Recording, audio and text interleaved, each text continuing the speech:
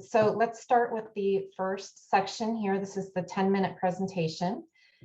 You have been called back by the company that you gave your full presentation to for a second visit. Congratulations. They've asked you to speak only about the ethical aspects of your problem and to explain why your solution successfully handles any ethical issues. You will have 10 minutes. There will be no Q&A. You may not use slides or video, and you probably don't want to have more than 2 or 3 members of your team do this. So I will start the timer whenever you are ready. You may begin.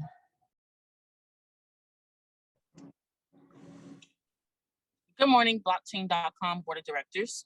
Thank you for calling us back.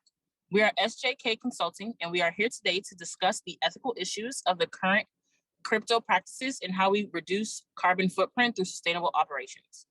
Did you know that a single Bitcoin transaction is estimated to burn 2,295.5 kilowatt hours of electricity? This is enough to power a typical US household for over 78 days. Mining requires an extreme amount of electricity to power complex algorithms and non-renewable energy resources. Globally, Bitcoin's power consumption has alarming implications for climate change and achieving the goals of the Paris Agreement because it translates into an estimated 22 to 22.9 million metric tons of carbon dioxide emissions each year. One study warned that the computer processing power needed for the Bitcoin network alone could result in a global temperature rise of 2 degrees Celsius by 2050. And it has been estimated that Bitcoin mining in China alone could generate 130 million metric tons of carbon dioxide by 2024. With more mining tons of carbon dioxide moving by 2024, this amount could grow even larger unless more renewable energy is used. Besides negatively impacting global efforts against climate change, Bitcoin can also disproportionately impact vulnerable and developing communities globally. Proof of work, or POW miners, take advantage of economic instabilities, weak regulations, and access to cheap energy and other resources. Around a third of proof of work miners are currently in countries with the Human Development Index score below 0.85. Several provincial Bitcoin mining bans across China in 2021, including Inner Mongolia, Xinjiang, Yunnan, and Sichuan provinces, have forced much of the country's mining infrastructure to relocate. Where Chinese mining operations relocate to developing countries, for example, towards less politically stable ex-Soviet borderlands, electricity supplies are often accessed illicitly, fueling conflicts over the resources. Bitcoin also has the challenge of harboring illegal activity. According to the latest Wall Street Journal article, hackers have stolen more than $600 million in crypto in one transaction, resulting in money laundering operations. Also, illicit transactions totaled $14 billion in 2021, up to 79% from $7.8 billion the previous year. And counterfeiting operations have begun to use darknet markets, which means there's a significant trade in illicit drugs and stolen identities in these markets. And it's very likely that the next generation of terrorist financing is cryptocurrencies due to the anonymity of and irreversibility of payments. The last but not least ethical issue we are discussing is thriving on ignorance and greed. Research indicates that for every $1 of value created by Bitcoin's energy, 49 cents needs to be spent on mitigating the network's associated environmental issues and remedying other associated public health problems. Now I'll hand it off to Corelia. Thank you, Shanava, for explaining so well the ethical dilemma about this issue. Now, because the entire Bitcoin ecosystem has invested millions of dollars in hardware and infrastructure, it will be difficult for it to transition to a more energy efficient system, but it's not impossible. There are several projects seeking to reduce carbon footprint of Bitcoin and cryptocurrency in general. Therefore, blockchain.com shouldn't stay outside of these initiatives.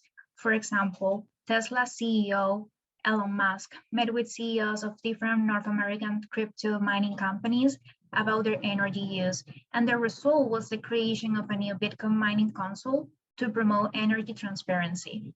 The Crypto Climate Accord is another initiative supported by 40 projects with the goal of making blockchains run on 100% renewable energy by 2025 and having the entire cryptocurrency industry achieve net zero emissions by 2040.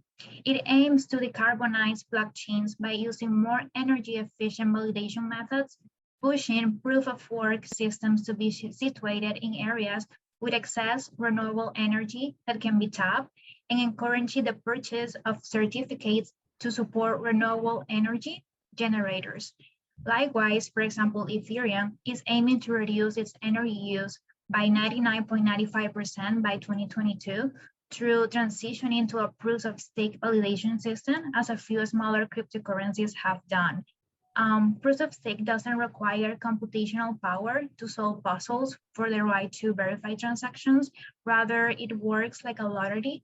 To be considered, potential validators stake their Ethereum coins. The more they stake, the greater their chances of being selected randomly by the system to be validator. This system ensures security because if validators accept false transactions in the block, they lose their stake and are banned from the network. When the price of Ethereum rises, the stakes become more valuable and thus network security increases, but the energy demands remain constant. So it is a better solution. Also, blockchain is a highly customizable and flexible technology. So you could design it in any shape or form that meets your objective.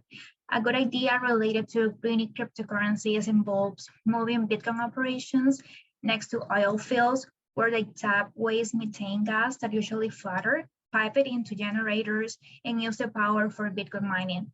Also, some companies are moving to states where wind power is abundant, like Texas, because usually there is more wind power than transmission lines can handle, and Bitcoin mining situated near these wind farms can use their excess energy.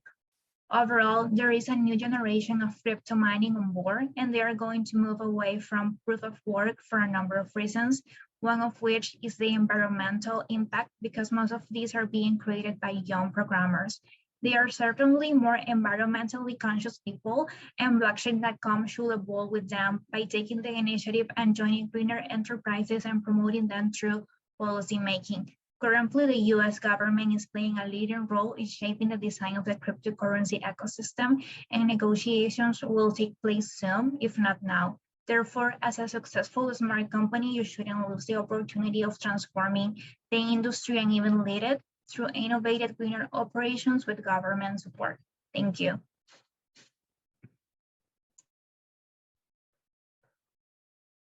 Okay, so does that wrap up the 10-minute portion? Yeah. Oh, okay. You did it very efficiently. Thank you. Okay, let me reset the timer. All right, so are we ready to move on to the next section? Yes, the 90-second section. Okay, so in the 90-second presentation, imagine that you are an employee of the company now, and you encounter an executive who asks you why sustainable development is important and how that's linked to the team's topic. You have 90 seconds in which to convince the executive why this needs to be addressed, and only one member of the team will do this. So whenever you're ready, go ahead and start, and I'll start the timer then. Okay, I'm ready. Okay. It's Monday morning. You open your front door to head to work. The air is hot, heavy, and clogged with pollution. Your eyes water. You have a cough that never seems to disappear. You can no longer simply walk out your front door and breathe fresh air. Instead, before opening doors or windows in the morning, you check your phone to see what the air quality will be. Do you really want your grandchildren to live in a world severely affected by global warming? If we continue the crypto practices as they are today, that would be the reality. In 2050, it's predicted that coal will be down to just 16% from the 66% it is now. Through the current cryptocurrency exchange practices, we are using enough energy to power a small country. We are targeting developing countries with a human index score less than 8.5. Instead of helping these communities grow, we are tearing them down. We are depleting resources, destroying communities, and causing more harm than good. For every $1 spent on cryptocurrencies, 49 cents are required to offset the environmental damage. If we don't make a change now, we will be in deep, deep trouble. The cryptocurrency industry is a $1 trillion sector and increased by 187.5% in the last year.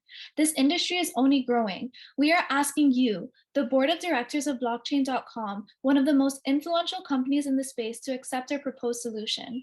We believe by promoting coins that require proof of stake over proof of work mining, we will be taking a step in the right direction. We ask you to advocate this key difference to your users. Knowledge is power, and we strongly believe that customers should know the environmental effects this type of mining causes. We hope you can help us detour this craze towards a more sustainable route by adding a section on your website. If possible, we hope that you can provide an indication on how the coin was mined before the user purchases that coin. Remember, a better and more breathable tomorrow starts with you. Thank you so much for your time. All right, thank you very much. Okay, so I believe you're done now. You can take a deep breath. And we'll just move into the feedback portion, and I can go ahead and share some thoughts and observations, and then open it up for you all to have an opportunity to ask any questions if you have some. So like I said, the 10-minute one you did very efficiently, so that was great. In terms of presenting that kind of style, which was very different from yesterday, where you were able to use slides and visual aids and so forth, this is a little bit different because me as the listener and the observer, I don't have those sort of anchor points to look at to help me figure out, where are you in the presentation, or there's no structure there. So I can only try and follow and absorb your message based on what I'm hearing. And so my advice would be, when you're doing that kind of a presentation, to really think about it from the listener's perspective, and what's the, how can you get the listener in the best position to absorb and take on board the information that you're sharing. And so, I always tell people, when you're talking to somebody, make it like a conversation, like you're talking to them, not like you're reading a paper that you wrote. Because if you're going to be compelling in an article or a paper, you'll use a lot of detail and a lot of data and stats and things like that. But that's not really how we talk conversationally, because it's harder for the listener to absorb that. So just, be mindful of that difference. One thing you can do when preparing is just imagine that you're at the dinner table with your family trying to explain what this is and why they should do it. And so, do you think they'll understand your presentation or not? Maybe a family is a little bit less sophisticated than a traditional business audience, particularly for the topic at hand. But still, it's a good gauge to make sure that your presentation, that you've boiled it down sufficiently to the simplest elements, which is really important in order to convey your message. And so, I give this feedback because your presentation was very rich in detail. You cited a lot of information and stats, but it was a little bit hard for the listener to take all of it on board. I think that's really the main feedback that I have. I mean, the research that you all did, the work that you put into the project was very well done, very impressive. All of the information was there. You did address the ethical issues that you were asked to address. I think it's just more about the packaging and the presentation, right? Thank you. Yes, definitely. And also because it was like 10 minutes. So I didn't want to do it like boring, but also like interesting. But, saying the facts, like numbers are really important. So, but thank you for the feedback. I really get it. I did like, by the way, I think it was Carolia who started with, did you know? And that was interesting. It got attention. So I think that was an effective technique. It might not have fit exactly within the roles that we were asked to play today, because I think in this case, the consulting team is asked to come back. And so yeah, the board does know because you've already discussed all those things with the board before, and now they're looking for some follow-up information about how you're going to address the issues. And I noted here that it was 3 minutes and 20 seconds. So about a full third of the time that you devoted to explaining the issues all over again. And maybe that wasn't necessary to go into that much detail.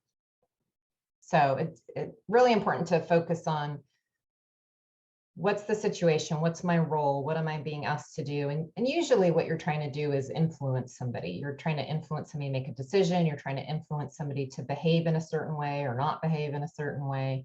So always important to put yourself in the shoes of the listener as you're preparing for how you're going to deliver your message, because it's not just the information, but it's like, how are you going to persuade them? Yes, thank you. I was maybe just a little bit confused sometimes with the instructions, because I thought we were actually required to explain like the whole ethical dilemma once again. So maybe that was a little bit confusing. But yeah, thank you for the feedback as well. Yeah, absolutely. And no, you did a great job actually outlining the ethical dilemmas.